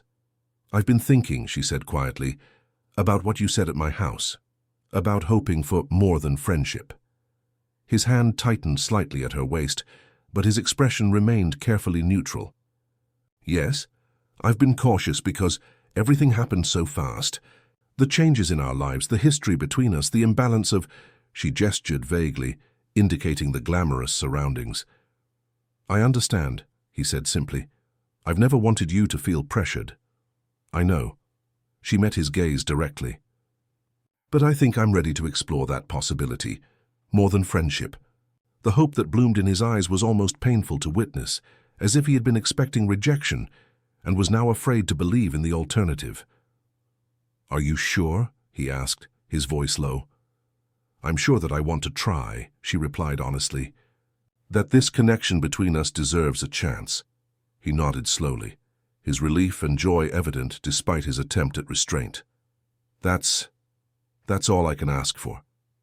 As the music swelled around them, Tina felt as if they were suspended in a perfect moment, neither in the past nor racing toward the future, but simply present with each other in a way that acknowledged both their complicated history and their potential going forward. Later that night, as Ulysses drove her home, a comfortable silence filled the car. When they arrived at her house, he walked her to the door as always. "Thank you for tonight," Tina said, turning to face him on the porch. "For making me feel like I belonged there." "You did belong," he said simply.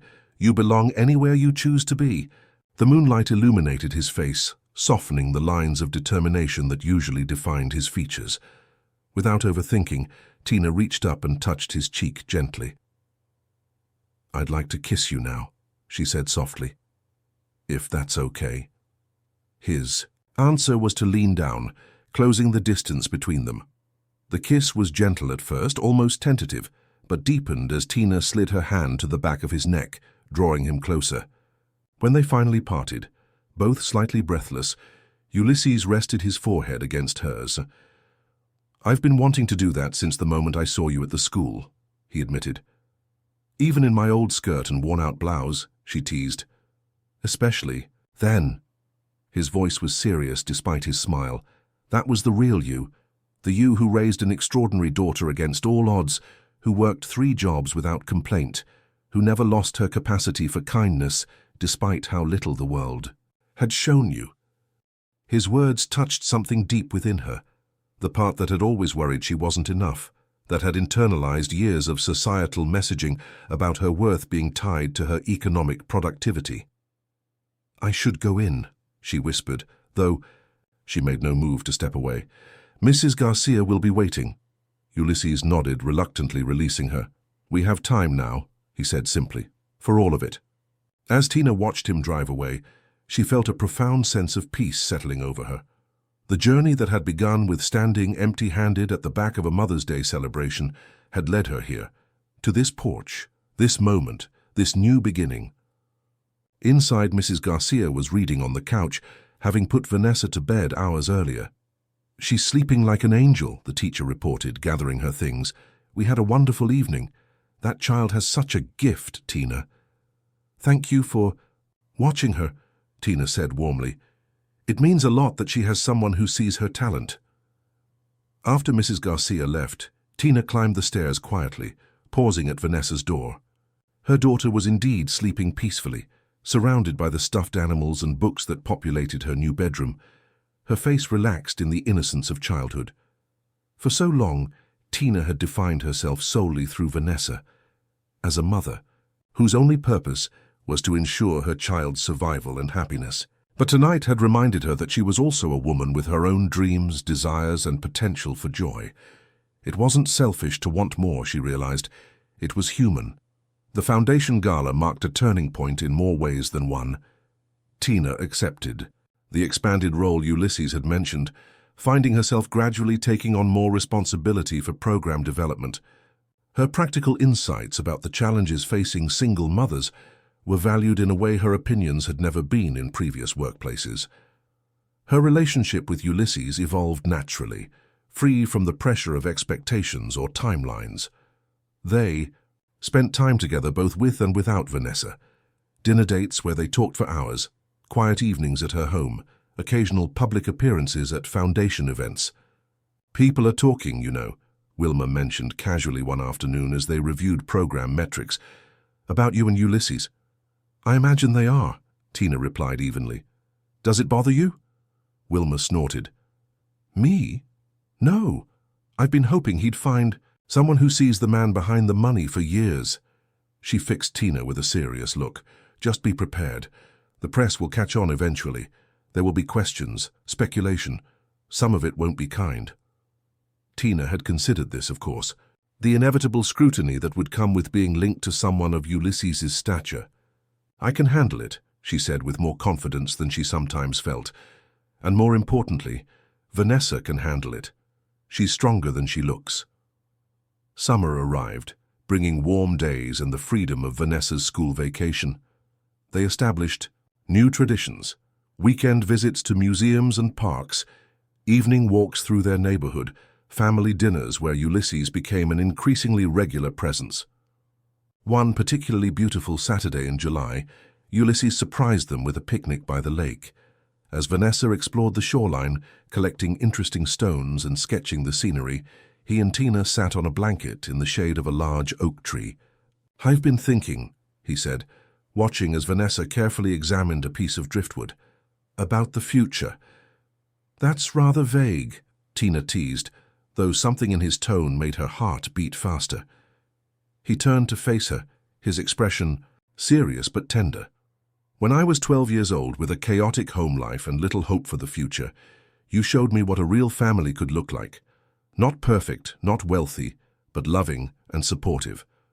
Tina nodded, remembering the skinny boy who had watched so longingly as she and her parents ate dinner together before everything had fallen apart. "I never thought I'd have that for myself," Ulysses continued. I focused on business, on success, on building something that would prove I was worth something. He took her hand in his. But these past months with you and Vanessa, I've started to want more. More? Tina echoed softly. A real family, not just visits and dinners and separate lives that intersect, but a shared future. He reached into his pocket and pulled out a small velvet box. I know it hasn't been that long, not really, but in another way it's been 23 years in the making. Tina's breath caught as he opened the box to reveal a ring, elegant but not ostentatious, with a single diamond flanked by smaller sapphires. Tina Reeves, will you marry me? Let me be a father to Vanessa and a partner to you for whatever comes next. Tears filled her eyes, not of sadness but of overwhelming joy. The journey that had begun with a motherless boy at her fence and a pregnant teenager cast out by her family had somehow, against all odds, led them back to each other. Yes, she whispered, her voice thick with emotion. Yes, I will. As he slipped the ring onto her finger, Vanessa came running up the beach, her sketchpad clutched in one hand, a particularly interesting shell in the other. She stopped short when she saw them, her eyes widening as she took in the scene. Are you going to be my dad now? She asked Ulysses directly, with the straightforward clarity of childhood. He nodded, his own eyes suspiciously bright. If that's okay with you. Vanessa considered this seriously, then nodded. I think you'll be good at it. You already listen to me better than Jordan's dad listens to her. Tina laughed through her tears, opening her arms to her daughter, who rushed into the embrace. After a moment, she extended one arm to Ulysses, including him in the family circle. As they sat together on the blanket, planning their future with the enthusiastic input of an 8-year-old who suddenly had definite opinions about wedding colors and flower arrangements, Tina felt a sense of completion she had never expected to find. The months that followed felt like a breath held deep and long, then released all at once. Tina, Ulysses, and Vanessa settled into a new rhythm of life, one stitched together by shared laughter, careful planning, and the quiet certainty that family was more than blood. Every corner of the new house seemed infused with possibility. The breakfast nook, where they mapped out weekend adventures, the sunlit studio where Vanessa's art grew more confident by the day, even the laundry room, once a reminder of sacrifice, became a place of gentle abundance. Wedding preparations began almost as soon as the proposal. Vanessa, perched on the edge of the sprawling kitchen island, insisted on making vision boards from magazine clippings and sparkly ribbon. Pink and purple and blue, she declared, arranging swatches of tulle and lace with the seriousness of a curator. Ulysses watched, amused and deeply moved, as his daughter debated the merits of daisies versus hydrangeas, while Tina sketched guest lists on a napkin, weighing the importance of inviting childhood friends from Millerton alongside. Ulysses's board members and Chicago colleagues, they chose a small lakeside chapel that Saturday mornings could still be spent with waffles and cartoons beforehand. Mrs. Wallace, the school principal, who had once overlooked Tina's empty hands at the Mother's Day party, was invited to speak at the ceremony, a gesture of reconciliation and pride.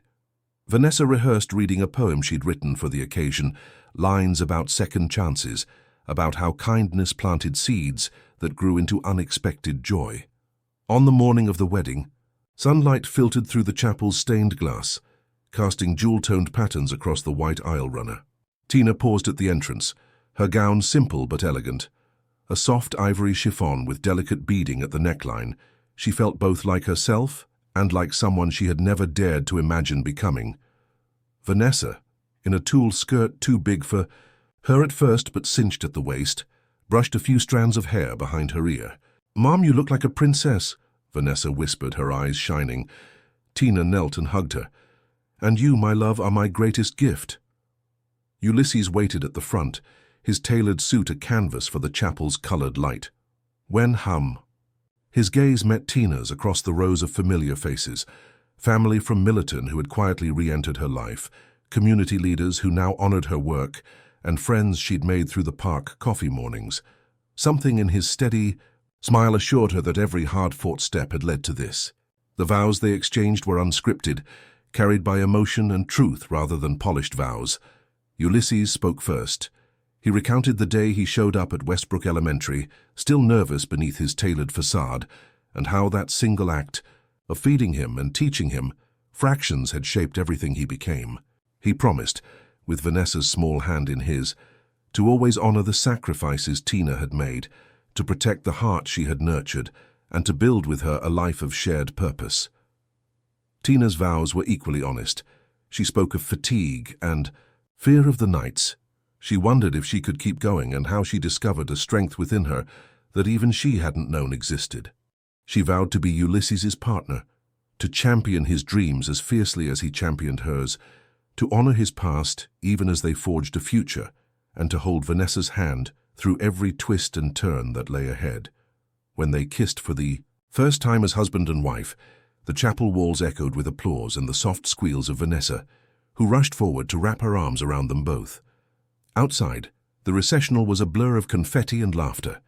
The wind carried paper, blossoms across the lake, and someone popped a bottle of sparkling cider that rained its fizzy sweetness across the dais. Their reception was held in the community center they both loved so dearly, halls they had walked together when planning programs, rooms where children's laughter had once been shy and tentative, but now rang clear with confidence. Tables were arranged in broad circles so no one felt left out. At one end, a platter of deep-dish pizzas paid quiet homage to their first real date at Giordano's. At another, a modest buffet of Tina's favorite comfort foods, macaroni and cheese with caisi, a crunchy breadcrumb topping, chicken pot pie squares and bowls of fresh salad with homemade vinaigrette. As the evening drifted on, Ulysses and Tina shared their first dance to a soft, acoustic version of a song about home, its lyrics speaking of refuge and belonging.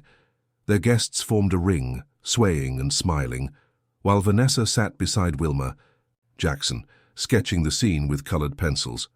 The final chords faded, but the warmth of that moment lingered, a promise that however the world continued to shift, they would hold each other steady. In the weeks that followed, the Parker Reeves household settled into a new kind of normal. Mornings began with family breakfasts at the dining table, now heavy with laughter instead of worry. Vanessa walked to school hand in hand with her mother, then raced ahead to show Ulysses the projects waiting in the art studio. Tina commuted to the foundation office through a tree-lined route that had once been a distant dream. She thrived in her expanded role, leading a task force that streamlined emergency support for single parents and launched a mentorship program pairing seasoned mums with those just finding their footing. Ulysses, for his part, divided his time between the boardroom and the nursery, clad in a sharp suit one moment, reading picture books aloud the next. He surprised Tina one autumn afternoon by planting a vegetable garden in their backyard, rows of tomatoes, peppers, and herbs that recalled the shed she'd once admired. "Thought we could grow our own pesto," he said with a grin as he handed her gardening gloves. It felt more than a domestic gesture.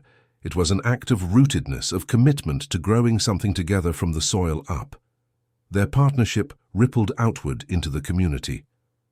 Vanessa's scholarship fund flourished, allowing other children to attend art camps and music lessons, regardless of their parents' income.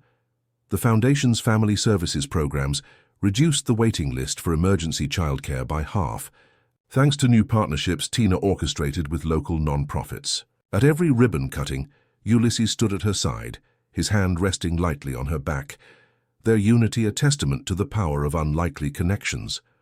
On quiet evenings, long after Vanessa was tucked into bed with a glass of warm milk and a bedtime story, Tina and Ulysses would sit on the porch swing, sipping herbal tea or crisp autumn cider.